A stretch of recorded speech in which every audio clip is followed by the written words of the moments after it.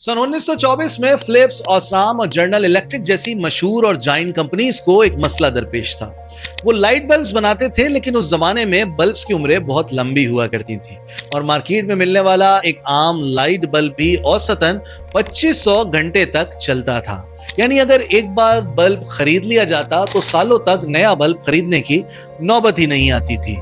इसकी सबसे बड़ी मिसाल लिवरमोर कैलिफोर्निया के फायर स्टेशन में 1901 से जलने वाला सेंटेनियल लाइट नामी वो बल्ब है, जो आज 125 साल गुजरने के बावजूद भी अपनी पूरी आबोताब से रोशन है। लेकिन बल्ब्स की यही लॉन्ग लास्टिंग यानी लंबी उम्र तो इन कंपनी मालिकान के लिए सबसे बड़ा मसला बनी हुई थी, क्योंकि बल्ब अगर कभी खराब ही नहीं होंगे और यूं ही 100 साल तक चलते रहेंगे तो लोग नया बल्ब क्यों खरीदेंगे, और अगर लोग नया बल्ब नहीं खरीदेंगे तो फिर इन सरमायादारों की फैक्ट्रीज और मुनाफे का क्या होगा।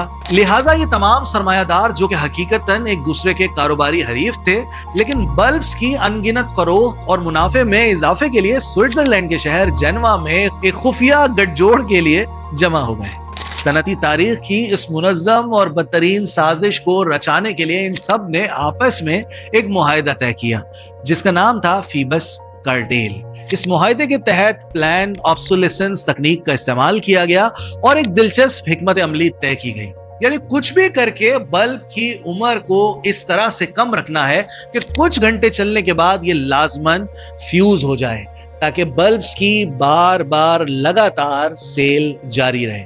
लेकिन इस ज़िम्न में यह आलमी कानून भी पास किया गया कि अगर कोई कंपनी 1000 घंटे से जायद जलने वाला बल्ब बनाएगी तो उस कंपनी को एक भारी जुर्माना अदा करना होगा। बस फिर क्या था, पूरी दुनिया के लाइट बल्ब्स की उम्र आधी हो गई और लोगों के बल्ब्स जल्दी जल्दी फ्यूज होने लगे। लोग नए बल्ब्स खरीदते रहे और इन कंपनियों की तिजोरियां भरती रहीं। लेकिन ये सिलसिला यहाँ रुका नहीं, बल्कि ये खेल तो आज भी जारी और सारी है।